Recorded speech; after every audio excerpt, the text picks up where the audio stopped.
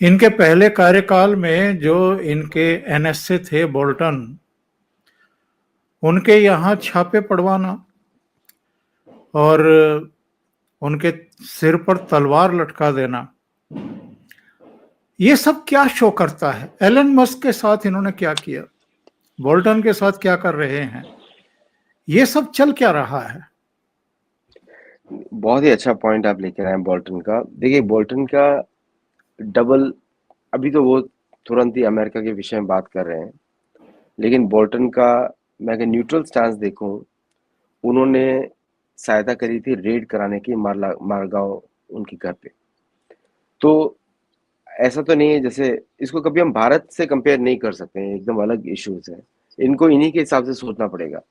हम भारत के हिसाब से सोचेंगे तो हमको धर्म दिखाई देता है, बट इनकी तरफ से देखेंगे तो इट्स टोटली डिफरेंट।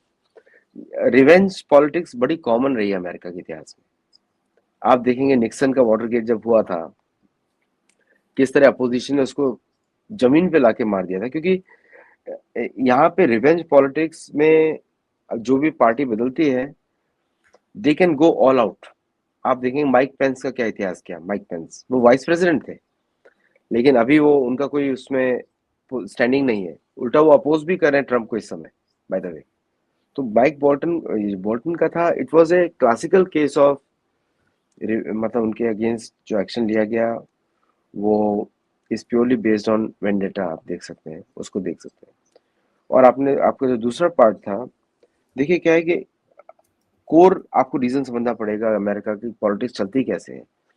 अमेरिका की politics purely Protestant versus Democrat, मतलब वर्सेस कैथोलिक चलती है। अमेरिका के इतिहास में दो ही कैथोलिक प्रेसिडेंट हुए हैं। एक है जो बाइडेन, जो कि मेंटली इनको इन्फर्म माना जाता था, और एक है जेफ कैनेडी जूनियर, जिनको आपको मालूम है क्या हुआ। और इनकी फोटो हटाने का एक मुख्य कारण यही था कि जो बाइडेन ने वापस वो सारी शक्तियां छोड़ दी थी स्टेट की टू प्रोसिक्यूट ट्रम्प। तो इस बार जो ट्रम्प, मैंने आपको बताया रिवेंज पॉलिटिक्स बड़ी नॉर्मल होती है यहाँ पे। वो चाहते हैं कि जो उसका जो बेस है, जो इलीगल्स हैं या फिर जो कैथोलिक चर्च से कनेक्टेड है, प्लान्ड पेरेंटहुड और ये सब जो प्रोग्राम्स चलते हैं, उसका इनको जड़ से उखाड़ के बाहर फेंक दिया जाए। And the only way to do it is the way they went behind him, मतलब झूठे केसेस में फंसा कर। कुछ सच भी है केस, ऐसा नहीं कि सारे झूठे हैं, कुछ सच भी केसेस हैं, लेकिन majority were fabricated through the state machinery. तो ये पूरा लाइक बोलते हैं ना, ग्लव्स हटा दिए, विल सी, वो shirt rolled up, sleeves rolled up, इस तरह जा रहा है सीन।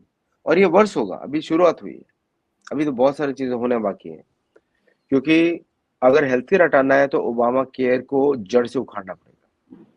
ओबामा केयर को जड़ से उखाड़ने के लिए इनको पूरी तरह से फंडिंग ड्राई अप करनी पड़ेगी।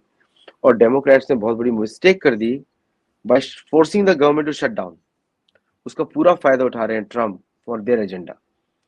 और उनको उनको कोई चिंता नहीं है कि लोकप्रियता कम होती है या नहीं होती, ही डजंट केयर, क्योंकि उनका तो फैमिली इंटरेस्ट भी बहुत सारा है दूसरे बिजनेसेस में। तो उनको इससे कोई फर्क नहीं पड़ता कि इसको क्या हो रहा है। बट ऑन द ग्राउंड अगर आप देखेंगे तो हॉस्पिटल्स बंद होने शुरू हो गए। तो जो रूरल एरियाज के हॉस्पिटल्स हैं वो बंद हो रहे हैं। तो इसलिए, और लेकिन पॉपुलेशन भी बहुत कम है उधर, तो आई थिंक कि वहां पर इम्पैक्ट अभी तो दिखेगा नहीं, इलेक्शन में दिखेगा, मिड टर्म में।